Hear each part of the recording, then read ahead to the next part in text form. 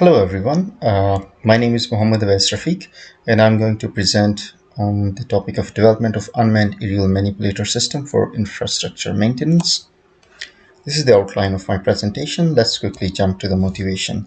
As we know, UAVs have a number of applications in disaster management and inspection and maintenance of infrastructure.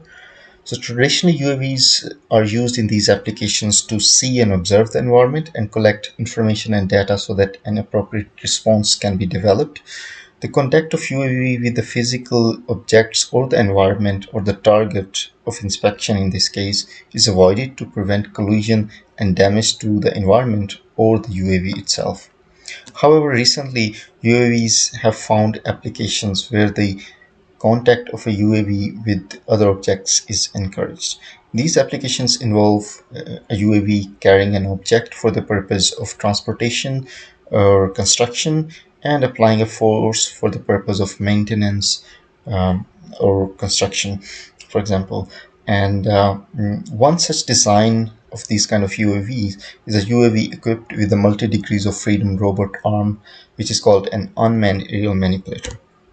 So what is an unmanned aerial manipulator? It's really just a UAV with an arm underneath, and the arm is multi degrees of freedom, means it have multiple joints and each joint is actuated, means it can apply force or torque at those joints and can move. We can freely control the angle of those joints or the links. The additional degrees of freedom of the arm allow full 6 degrees of freedom control of the end effector. This means that the end effector can attain different manipulation poses and can perform operations like opening a drawer, turning a valve, tightening a screw, or pressing a button. And also the end effector would have capability to likely reach in confined spaces where a UAV may not be otherwise reachable. Now, talking about these applications, we when we talk about reaching places, basically a problem of motion control. And coming to the motion control, we first need to model the system. Now, the model of the system has mainly two approaches. One is the coupled approach, the other one is a decoupled approach. In the coupled approach, if we want to go that way, we treat the system as a single system and then we model it all together, the UAV and the arm combined. However, the model that we obtained from this approach is really complex and it's hard to handle, and also it requires input transformation before we can apply the input to the actual system. However, there's another approach which is decouple, where we treat arm and the UAV separately, and the motion effect of one is treated as a disturbance on the other. It's less complex, easier to manage, and the physical inputs are directly obtained and can directly be applied to the quadrotor. Now, if we look at the UAM model with the 2DOF arm, in the couple approach, although we have just one equation, however, these matrices showing in this equation are highly nonlinear and they are massive, not by in terms of their order, but the each elements have several number of terms, which makes their handling really difficult, and any mistake can lead to it's very hard to troubleshoot. And the other approach is a decoupled approach, where we have these quadrature equations which we are familiar with, and then the arm equation is only 2 by 2 the equation, and very easy to manage.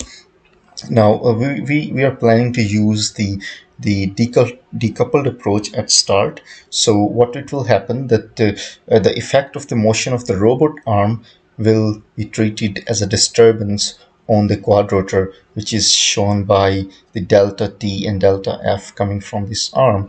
And similarly, the motion of the quadrotor, which would show up probably as a torque disturbance on the robot arm, will be treated as that. So in the feedback control, our goal is to basically find the inputs, the rotor thrust and torque, and the torque for the robot arm joints, so that the our desired position, yaw, and the joint positions are achieved. So far in this for this project, we have done the literature survey and we have done the theoretical modeling of the system using Euler-Lagrange equations, and we have implemented those in Simulink. Now we have those implementation, however, we don't have a reference to check if our simulation is correct or not.